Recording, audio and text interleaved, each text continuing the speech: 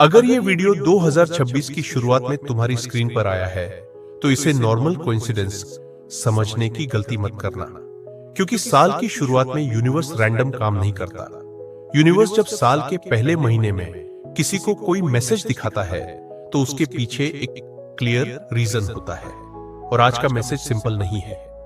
आज यूनिवर्स ये याद दिला रहा है कि 2026 तुम्हारे लिए सिर्फ एक नया साल नहीं है, ये वो साल है जहां चीजें बदलने वाली हैं। शायद धीरे, शायद चुपचाप, लेकिन परमानेंटली।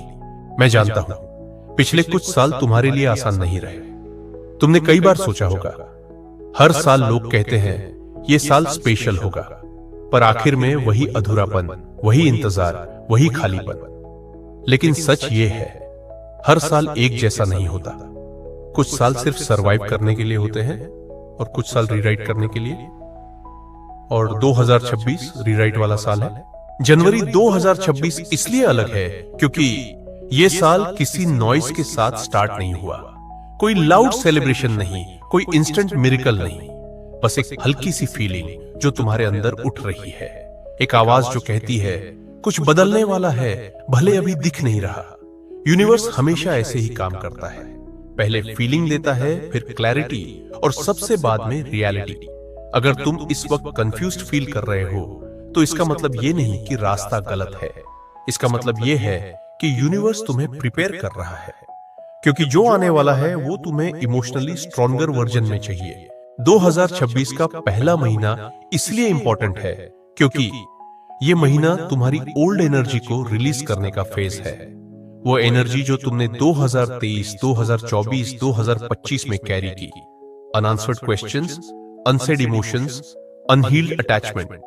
यूनिवर्स जनवरी में इन्हें सरफेस पर लाता है ताकि तुम फाइनली उन्हें छोड़ सको। शायद इसीलिए अचानक किसी की याद आ रही है, शायद इसीलिए पुरानी बातें माइंड में घूम रही है, शायद इसीलिए नींद से पहले वही नाम याद आता है जिसे तुम भूल जाना चाहते थे। ये वीकनेस नहीं है, ये ट्रांजिशन का सिग्नल है। यूनिवर्स जब किसी चैप्टर को क्लोज करना चाहता है, तो पहले उसे महसूस करवाता है, ताकि क्लोजर एस्केप से नहीं, एक्सेप्टेंस से आए। अब ध्यान से सुनो, क्योंकि ये बात बहुत लोग मिस कर देते हैं। 2026 तुम्हें वो नहीं देगा जो तुम जबरदस्ती मांगते रहे। 2026 तुम्हें वो देगा जो तुम्हारे लिए अलाइन्ड है। और कई बार अलाइनमेंट एक्सपेक्टेशन से अलग होता है। तुम सोच रहे होगे, तो क्या वो इंसान वापस आएगा? यूनिवर्स इस सवाल का डायरेक्ट आंसर नहीं देता। यूनिवर्स तुम्हें पहले यह दिखाता है कि तुम्हें उस इंसान की जरूरत थी या उस फीलिंग की। और जनवरी 2026 इसी क्लैरिटी का महीना है। हो सकता है वो वापस आए, हो सकता है नहीं, लेकिन जो भी होगा वो तुम्हें इनकम्प्लीट नहीं छोड़ेगा। 2026 अधूरी कहानियों को या तो पूरा करता है या उन्हें इतना क्लियर कर देता है कि वो दर्द देना बंद कर दे। मैं ये बात अपने एक्सपीरियंस से बोल रहा हूं। यूनिवर्स जब टाइमिंग डिसाइड करता है, तो कंफ्यूजन को लंबे समय तक नहीं रहने देता। अगर तुम्हें लगता है कि तुम किसी जगह पर स्टक हो, तो इसका मतलब ये नहीं कि मूवमेंट नहीं है। कभी कभी मूवमेंट अंदर होता है और बाहर बाद में दिखता है।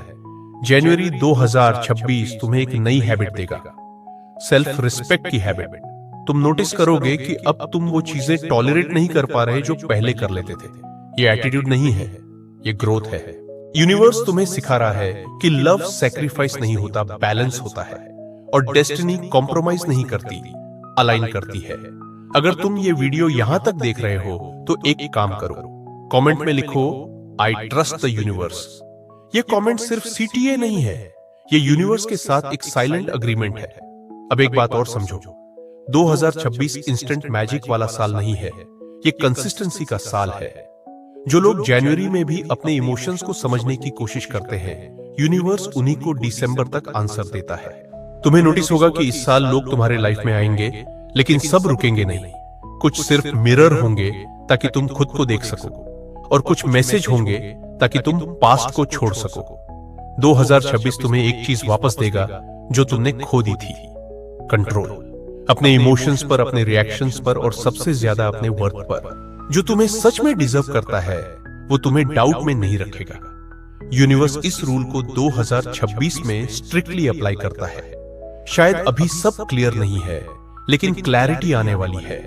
और जब आएगी तो तुम पीछे मुड़कर देखोगे और समझोगे कि डिले डिनायल नहीं था, प्रारंभ था।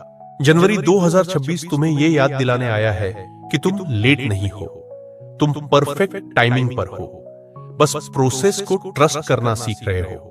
अगर तुम्हें यह मैसेज रिजोनेट कर रहा है तो वीडियो को लाइक कर दो।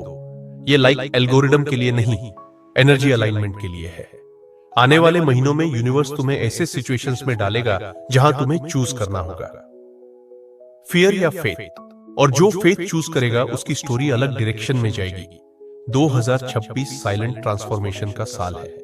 बाहर शोर कम होगा, अंदर क्लैरिटी ज्यादा, और यही सबसे डेंजरस चेंज होता है।